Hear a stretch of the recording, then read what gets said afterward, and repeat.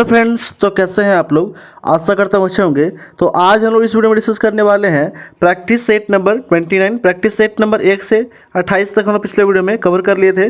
जो नहीं देखे हैं उनके लिए प्लेलिस्ट बना दिया गया है और प्लेलिस्ट का लिंक इस वीडियो के डिस्क्रिप्शन में लिंक दे दिया गया है, तो वहाँ से आप ज्वाइन कर लीजिएगा। ये हम लोग स्टार्ट किए थे एडुटेरिया का जो वॉल्यूम 2 बुक आया था सामान्य निधन का, जिसमें आपको 7500 प्लस MCQ दिया गया है। ठीक है, सामान्य निधन, और ये NCERT बेस पे आधारित है। तो ये हम लोग स्टार्ट किए थे। आपको एक प्रैक्टिस सेट में मोस्ट इंपॉर्टेंट 50 जीके जिसका क्वेश्चन कराया जाता है। तो जितने भी कॉम्पिटिटिव एग्जाम का तैयारी कर रहे हैं उनके लिए मोस्ट इंपॉर्टेंट है। ठीक है, जैसे NTPC BSPCL बिहार दरोगा, ठीक है, मद निषेध का भी वैकेंसी आ गया है, तो उसके लिए मोस्ट इंपॉर्टेंट है। तो कृपया अभी तक जो भी चैनल को सब्सक्राइब नहीं किए हैं तो कृपया सब्सक्राइब कर दें, लाइक कर दें, बेल आइकन दबा दें और अलग अलग ऐसे रिलेटेड ग्रुप में शेयर कर दें। इसका PDF आपको व्हाट्सएप ग्रुप पे प्रोवाइड कर दिया जाता है और व्हाट्सएप ग्रुप का लिंक इस वीडियो के डिस्क्रिप्शन में दे दिया गया है, तो वहाँ से आप ज्वाइन कर लीजिएगा। तो आज हम इस वीडियो में डिस्कस करने वाले हैं प्रैक्टिस सेट नंबर 29 का फर्स्ट क्वेश्चन है। प्रैक्टिस सेट नंबर 29 है। फर्स्ट क्वेश्चन दिया गया है कि निम्न में से किस प्रकार की कोशिका को सच्ची कोशिका नहीं माना जाता है। तो सच्ची कोशिका नहीं माना जाता है वो आपका प्लेटलेट्स को सच्ची कोशिका नहीं माना जाता है। प्लेटलेट्स का जो जीवन काल होता है वो होता है 7 से लेकर के 10 दिन जीवन काल होता है। ल्यूकोसाइट जो है, ठीक है, तो ल्यूकोसाइट का जो जीवन काल होता है वो होता है आपका 13 से 20 दिन तक और इसका व्यास होता है 12 से 17 माइक्रोमीटर। एरिथ्रोसाइट को हम क्या कहते हैं, RBC का दूसरा नाम है एरिथ्रोसाइट। ठीक है, ये बहुत बार क्वेश्चन पूछा जाता है कि RBC का अन्य नाम क्या है, तो एरिथ्रोसाइट कहा जाता है। और इसका जीवन काल जो होता है वो कितना होता है, तो 20 से 120 दिन तक होता है, ये भी ध्यान रखिएगा। नेक्स्ट क्वेश्चन है। अगला प्रश्न दिया गया है कि DNA फिंगरप्रिंटिंग के जनक निम्न में से कौन थे। तो DNA फिंगरप्रिंटिंग के जनक थे एलेक जेफरीज। ठीक है, एलेक्स जेफरीज थे। ऑप्शन नंबर डी हो जाएगा राइट आंसर। DNA का फुल फॉर्म होता है डिऑक्सी ठीक है, डिऑक्सी राइबो न्यूक्लिक एसिड होता है। और इसका जो है वो भारत में कहाँ कहाँ पे इसका है, ठीक है, तो ये जो है हैदराबाद, कोलकाता और चंडीगढ़ में जो है इसका क्या पे है, तो DNA फिंगरप्रिंटिंग, ठीक है, सुविधा जो है उपलब्ध है। नेक्स्ट क्वेश्चन है। अगला प्रश्न दिया गया है कि डायस्टोल प्रक्रिया के दौरान क्या होता है। तो डायस्टोल प्रक्रिया के दौरान हृदय रक्त से भर जाता है। ठीक है, हृदय रक्त से भर जाता है। ऑप्शन नंबर डी हो जाएगा राइट आंसर। नेक्स्ट क्वेश्चन है। अगला प्रश्न है कि निम्न में से किसका प्रयोग प्रायोबोटिक के रूप में किया जाता है। ठीक है, निम्न में से किसका प्रयोग प्रोबायोटिक के रूप में किया जाता है, तो वह है आपका लैक्टोबैसिलस। ऑप्शन नंबर सी हो जाएगा राइट आंसर।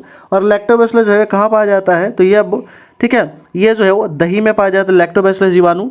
नेक्स्ट क्वेश्चन है।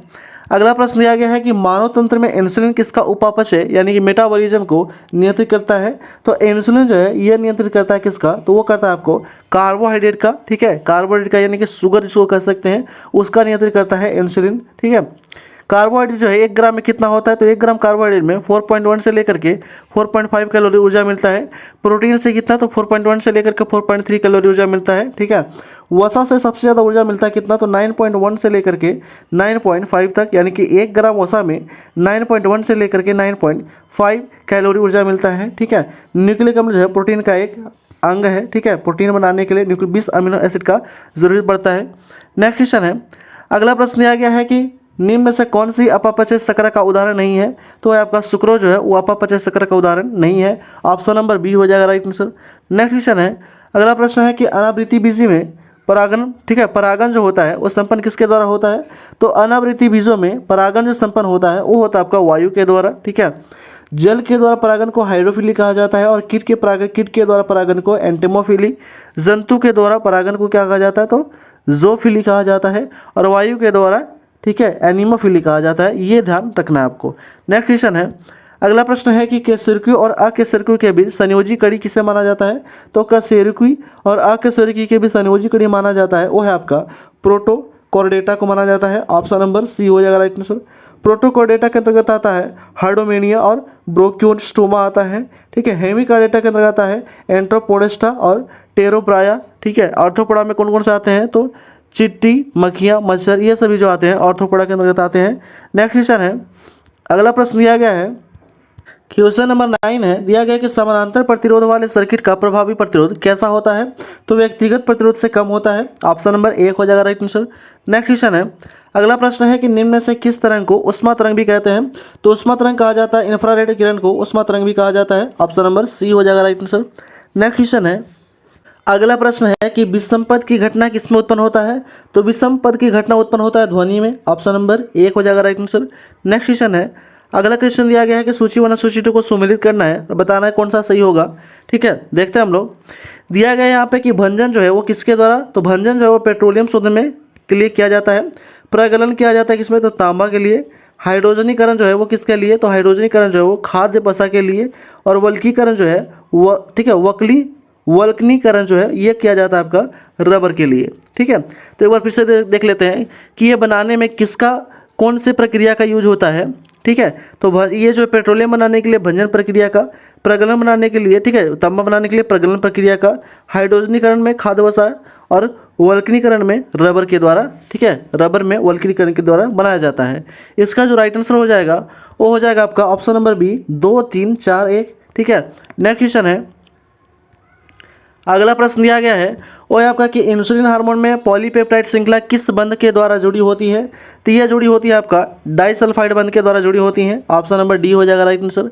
नेक्स्ट क्वेश्चन है। अगला प्रश्न है कि फसलों पर डीडीटी के छिड़काव से क्या प्रदूषित होता है, तो फसलों पर जब डीडीटी का छिड़काव करते हैं तो वायु, मृदा और जल सभी प्रदूषित होता है। ठीक है, डीडीटी का फुल फॉर्म पूछ लिया जाता है, तो डीडीटी का फुल फॉर्म होता है डाइफेनाइल ट्राइक्लोरो इथेन होता है, इसको ध्यान रखिएगा। नेक्स्ट क्वेश्चन है। अगला प्रश्न है कि सूची 1 और सूची 2 को मिलान करना है, बताना है इसमें कि कौन सा जो है सूची 1 और सूची 2 को कौन सा सही है। ठीक है, नीचे देवल कौन सा सही है चयन करना है। तो एंजल जलप्रपात कहाँ पे है, तो एंजल जलप्रपात जो है ये आपका कहाँ है, वेनेजुएला में है। ठीक है, एसे मीटी जलप्रपात कहाँ है, तो कैलिफोर्निया में है। ठीक है, नियाग्रा जलप्रपात कहाँ है, तो यूएसए में है। और विक्टोरिया जलप्रपात कहाँ है, तो युगांडा, तंजानिया तथा केन्या के सीमा पे स्थित है। ठीक है, तो इसका जो राइट आंसर हो जाएगा वो हो जाएगा आपका ऑप्शन नंबर 1 हो जाएगा, 1, 2, 4, 3। ठीक है, नेक्स्ट क्वेश्चन है। अगला प्रश्न दिया गया है वो है आपका कि निम्न में कौन सी भूकंपीय तरंग को पृष्ठीय तरंग भी कहा जाता है, तो कौन से भूकंपीय तरंग को पृष्ठीय तरंग कहा जाता है या धरातलीय तरंग कहा जाता है, तो वह आपका एल तरंग को। ऑप्शन नंबर डी हो जाएगा राइट आंसर। और इसका जो वेग होता है वो 3 किलोमीटर पर सेकेंड होता है। एस तरंग का वेग होता है 4 किलोमीटर पर सेकेंड और पी तरंग का वेग होता है आपका 8 से लेकर के 14 किलोमीटर पर सेकेंड होता है। ठीक है, नेक्स्ट क्वेश्चन है। अगला प्रश्न है कि भारत की कौन सी झील विवर्तनिक गतिविधियों पर परिणाम का परिणाम है। ठीक है, भारत का कौन सा झील जो है वो विवर्तनिकी गतिविधि का परिणाम है, तो वह आपका बुल्लर झील है। और ये कहाँ पे है, तो जम्मू कश्मीर में है। ठीक है, 12 पानी झील कहाँ है, तो मेघालय में है। डल झील कहाँ है, जम्मू कश्मीर में। और लोकटक झील जो है ये कहाँ पे है, तो मणिपुर में है। नेक्स्ट क्वेश्चन है। अगला प्रश्न दिया गया है कि धौली गंगा की नदी के निकट कौन सा प्रमुख पर्वत स्थित है, तो स्थित आपका नंदा देवी स्थित है। नंदा देवी कहाँ है, तो उत्तराखंड में और इसकी ऊंचाई है 7817 मीटर, ये भी ध्यान रखिएगा। नेक्स्ट क्वेश्चन है। अगला प्रश्न है कि निम्नलिखित में से कौन मृदा संरक्षण की एक विधि नहीं है, तो है आपका ओवर थ्रेजिंग जो है ये मृदा संरक्षण का एक विधि नहीं है। ऑप्शन नंबर सी हो जाएगा राइट आंसर। नेक्स्ट क्वेश्चन है। अगला प्रश्न दिया गया है कि जब कोई व्यक्ति किसी भूमध्य रेखा से ध्रुव की ओर बढ़ता है तो वह देखता है क्या, तो वह देखता है देशांतरों के बीच की दूरी कम हो रही है। ऑप्शन नंबर क्या हो जाएगा, तो ऑप्शन नंबर हो जाएगा आपका ऑप्शन नंबर 3। ठीक है, ऑप्शन नंबर केवल 3 हो जाएगा। नेक्स्ट क्वेश्चन है। अगला प्रश्न है कि किस देश को वनों का देश का उपनाम से जाना जाता है, तो वनों के देश के उपनाम से जाना जाता है कांगो देश को। ऑप्शन नंबर बी हो जाएगा राइट आंसर। नेक्स्ट क्वेश्चन है। निम्न से कौन सा अनुच्छेद विदेशी नागरिकों को भी अधिकार प्रदान करता है। ठीक है, कौन सा अनुच्छेद है जो विदेशी नागरिकों को भी अधिकार प्रदान करता है, तो वह आपका अनुच्छेद 28। ऑप्शन नंबर सी हो जाएगा राइट आंसर। अनुच्छेद 15 में कहा गया है कि धर्म, जाति, लिंग के आधार पर भेदभाव नहीं किया जाएगा। अनुच्छेद 19 में बोलने की स्वतंत्रता है। अनुच्छेद 29 में है अल्पसंख्यक को, ठीक है, सांस्कृतिक और शिक्षा के अधिकार के बारे में चर्चा किया गया है। नेक्स्ट क्वेश्चन है। अगला प्रश्न है कि भारतीय संविधान का कौन सा अधिकार गैर नागरिकों को भी उपलब्ध है। ठीक है, तो है आपका संवैधानिक निराकरण का अधिकार जो है वो गैर नागरिकों को भी, ठीक है, क्या है, तो अधिकार है। ऑप्शन नंबर सी हो जाएगा राइट आंसर। नेक्स्ट क्वेश्चन है। अगला प्रश्न है कि संसद के निम्न समितियों में किसकी संख्या सर्वाधिक है, तो सर्वाधिक संख्या जो है प्राक्कलन समिति में है कितना, तो इसमें 30 सदस्य होते हैं और लोक लेखा समिति में 22 सदस्य होते हैं, ये भी ध्यान रखिएगा। नेक्स्ट क्वेश्चन है। अगला प्रश्न है कि पथ कर एवं विद्युत कर किस सूची का विषय है, तो पथ कर और विद्युत कर जो है यह संबंधित है राज्य सूची का विषय है ये। ठीक है, राज्य सूची में जो थे वो ठीक है, प्रारंभिक में 66 विषय थे लेकिन वर्तमान में 61 विषय हैं। ठीक है, संघ सूची में जो है वो वर्तमान प्रारंभ में 97 थे विषय थे लेकिन अभी कितना हो गया है, तो 100 हो गए हैं। समर्थित सूची में जो थे वो स्टार्टिंग में 17 थे लेकिन अब कितने हो गए हैं, तो 52 हो गए हैं। तो ये ध्यान रखिएगा कभी कभी जो है वो कितने विषय में कितने जो है, ठीक है, किस सूची में कितने विषय हैं, जैसे संघ, राज्य और समर्थित सूची में कितने विषय हैं ये पूछ लिया जाता है। नेक्स्ट क्वेश्चन है। अगला प्रश्न दिया गया है कि स्थायी मितव्यता समिति के नाम से किस समिति को जाना जाता है? तो स्थायी मितव्यता समिति के नाम से जाना जाता है प्राक्कलन समिति को। ऑप्शन नंबर बी हो जाएगा राइट आंसर। नेक्स्ट क्वेश्चन है, अगला प्रश्न है कि राष्ट्रपति पर महाभियोग की प्रक्रिया के संबंध में निम्न से कौन सा कथन सही नहीं है, ये बताना है। पहला कथन है कि संसद की एक अर्धन्यायिक प्रक्रिया है, तो ये सही है। दूसरा है कि राष्ट्रपति को कम से कम 6 सप्ताह पूर्व सूचना देना होगा, तो ये जो है वो क्या है, तो गलत है। तीसरा है कि संकल्प प्रस्ताव पर सदन की कुल संख्या का कम से कम 1/4 सदस्यों का हस्ताक्षर होगा, तो ये सही है। चौथा कथन दिया गया है कि संकल्प प्रस्ताव के द्वारा सदन की कुल संख्या ठीक है सदस्य संख्या के कम से कम 2/3 बहुमत पारित हो, तो ये सही है। यानी कि ऑप्शन नंबर बी हो जाएगा राइट आंसर। ये गलत पूछा गया था, तो गलत हो जाएगा, बी हो जाएगा। नेक्स्ट क्वेश्चन है, अगला प्रश्न दिया गया है कि जिला स्तरीय निकाय को लोकतांत्रिक विकेंद्रीकरण में महत्वपूर्ण स्थान देने का सुझाव किस समिति को दिया गया था? तो ये दिया गया था आपका, वो है JBK राव समिति को दिया गया था। ऑप्शन नंबर डी हो जाएगा राइट आंसर। इसका स्थापना का होता है 1985 में, 1985 में। बलवंत राय मेहता समिति का स्थापना होता है 1957 में, ठीक है। अशोक मेहता समिति का गठन होता है 1977 में, और LM सिंधवी समिति का स्थापना होता है 1986 में। ये बहुत बार पूछ लिया जाता है, ये भी ध्यान में रखिएगा। और ये सभी संबंधित है पंचायती राज्य से। नेक्स्ट क्वेश्चन है, अगला प्रश्न दिया गया है कि ऋग्वैदिकालीन समाज में लांगन शब्द का प्रयोग किसके लिए किया गया था? तो लांगन शब्द का प्रयोग किया गया था हल के लिए। ऑप्शन नंबर 1 हो जाएगा राइट आंसर।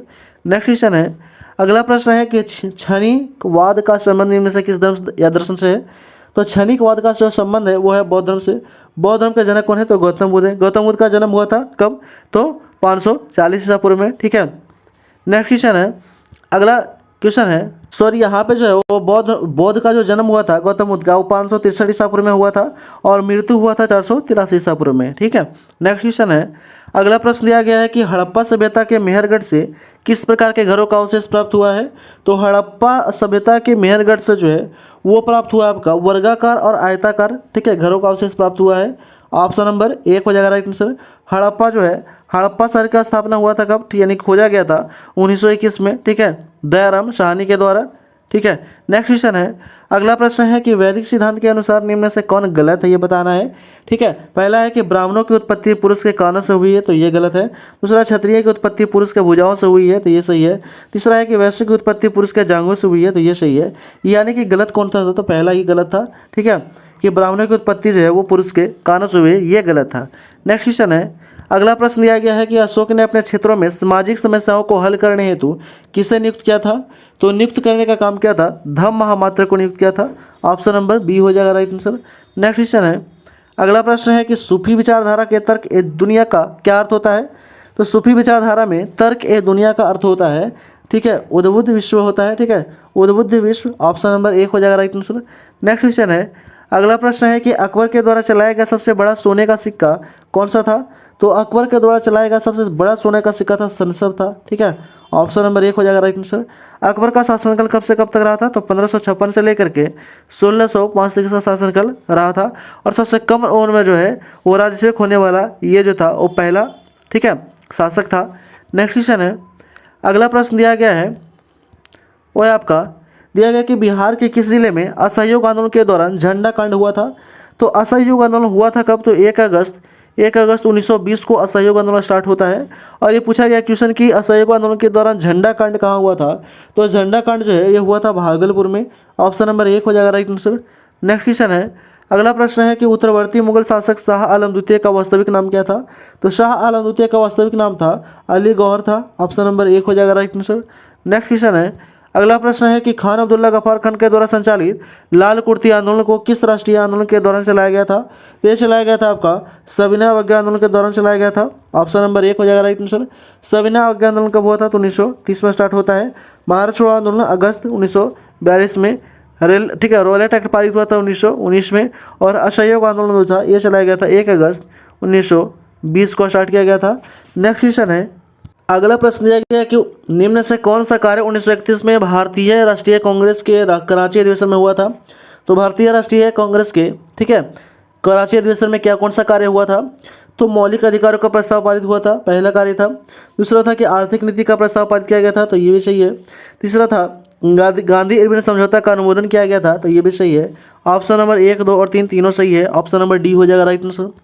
नेक्स्ट क्वेश्चन है, अगला प्रश्न है कि 1956 में आउटरम रिपोर्ट के आधार पर किस राज्य को अंग्रेजी साम्राज्य में मिला लिया था? तो है आपका अवध को मिला लिया था 1856 में। ऑप्शन नंबर सी हो जाएगा राइट आंसर। नेक्स्ट क्वेश्चन है, अगला प्रश्न है कि भारतीय राष्ट्रीय कांग्रेस की 38वीं अधिवेशन की अध्यक्षता किसने किया था? तो 38वीं अधिवेशन की अध्यक्षता किया था चित्तरंजन दास ने। ऑप्शन नंबर 1 हो जाएगा राइट आंसर। नेक्स्ट क्वेश्चन है, भारत के निम्नलिखित में से किस राज्य में दुनिया के सबसे लंबे रेलवे प्लेटफॉर्म का उद्घाटन किया था? तो दुनिया का सबसे लंबे रेलवे प्लेटफॉर्म का उद्घाटन किया गया कहाँ पे? तो कर्नाटक के हुबली में। ठीक है। नेक्स्ट क्वेश्चन, अगला प्रश्न है, दिया गया कि कलमकारी चित्रकला का संबंध किससे है? तो कलमकारी चित्रकला का जो संबंध है वो दक्षिण भारत में हाथ से रंगा हुआ सूती कपड़ा। ऑप्शन नंबर डी हो जाएगा राइट आंसर। नेक्स्ट क्वेश्चन है, अगला प्रश्न दिया गया है कि केंद्रीय टसर अनुसंधान प्रशिक्षण कहाँ स्थित है? तो टसर अनुसंधान प्रशिक्षण संस्थान यह स्थित है आपका कहाँ पे? तो रांची में स्थित है। ऑप्शन नंबर सी हो जाएगा राइट आंसर। नेक्स्ट क्वेश्चन है कि उत्तर प्रदेश के किस जनपद को भारतीय मूर्तिकला का जन्मस्थली माना जाता है? तो भारतीय मूर्तिकला का जन्मस्थली माना जाता है मथुरा को। ऑप्शन नंबर 1 हो जाएगा राइट आंसर। नेक्स्ट क्वेश्चन है, अगला प्रश्न है कि सूर सरोवर पश्चिम बिहार कहाँ स्थित है? तो सूर सरोवर पश्चिम बिहार स्थित है आगरा में। ऑप्शन नंबर डी हो जाएगा राइट आंसर। नेक्स्ट क्वेश्चन है, अगला प्रश्न है कि किस राज्य के एक गांव को देश का पहला बायो विलेज घोषित किया गया है? तो बायो विलेज घोषित किया गया आपका त्रिपुरा के गांव को बायो विलेज घोषित किया गया है। ऑप्शन नंबर बी हो जाएगा राइट आंसर। नेक्स्ट क्वेश्चन है, अगला प्रश्न दिया गया है कि निम्नलिखित पर विचार करना बताना है कि इसमें कि कौन सा ट्रॉफियां फुटबॉल से संबंधित है। ठीक है, तो ये आपका डुरांड कप ये फुटबॉल से संबंधित है, सूरतो कप संबंधित है और क्या है? तो संतोष ट्रॉफी संबंधित है। तो ऑप्शन नंबर क्या हो जाएगा? 1, 3 और 4। ऑप्शन नंबर डी हो जाएगा राइट आंसर। नेक्स्ट क्वेश्चन है, अगला प्रश्न दिया गया है कि ग्रॉस वैल्यू एडेड जीवीए में सेवा क्षेत्र के घटक कौन कौन से हैं? तो सेवा क्षेत्र का जो घटक है वो है आपका व्यापार, होटल, परिवहन, प्रसारण, संचार संबंधी। तो ये दूसरा सही है। उसके बाद है आपका लोक प्रशासन, प्रतिरक्षा तथा अन्य सेवाएं, तीसरा। और उसके बाद है पांचवा वित्तीय रेलवे। ठीक है, वित्तीय, रियल एस्टेट और व्यावसायिक सेवाएं ये संबंधित है। यानी कि इसका जो राइट आंसर हो जाएगा, ठीक है, बी, डी और ई हो जाएगा। ऑप्शन नंबर 1 हो जाएगा राइट आंसर। नेक्स्ट क्वेश्चन है और इस वीडियो का लास्ट क्वेश्चन है 50 नंबर क्वेश्चन। दिया गया है कि ओपन मार्केट ऑपरेशन क्या है? तो ओपन मार्केट ऑपरेशन संबंधित है सरकार के द्वारा गिल्ड एंड प्रतिभूतियों की बिक्री से। ऑप्शन नंबर सी हो जाएगा राइट आंसर।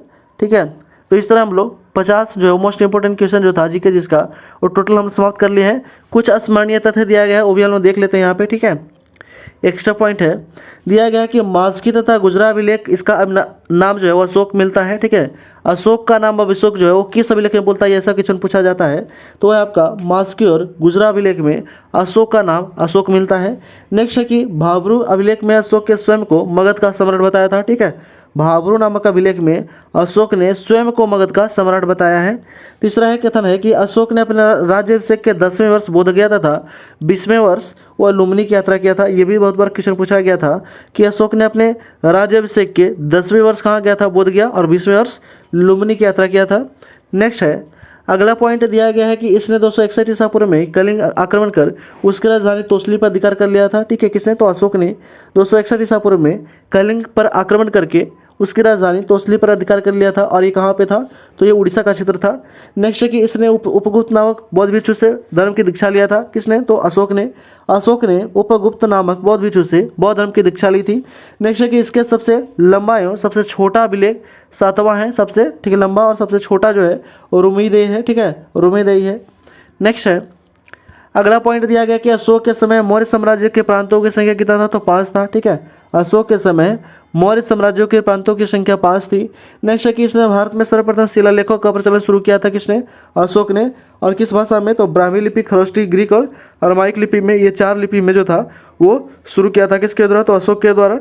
नेक्स्ट है कि अशोक के पहले शिलालेख पशु बलि की निंदा की गई है। वही 6ठे शिलालेख में आत्मनिर्भरता की शिक्षा दी गई है। और मौर्य वंश के लगभग 137 वर्षों तक शासन किया था। ये मोस्ट इंपॉर्टेंट है। तो इस तरह हम लोग प्रैक्टिस सेट नंबर 29 जो था वो इस वीडियो में समाप्त कर लिए हैं, जिसमें आपको स्मरणीय तथ्य भी जो है वो हम लोग टोटल डिस्कस कर लिए हैं। तो कृपया अभी तक जो भी चैनल को सब्सक्राइब नहीं किया तो कृपया सब्सक्राइब कर दें, लाइक कर दें, बेल आइकन दबा दें और अलग अलग ग्रुप में शेयर कर दें। Thanks for watching.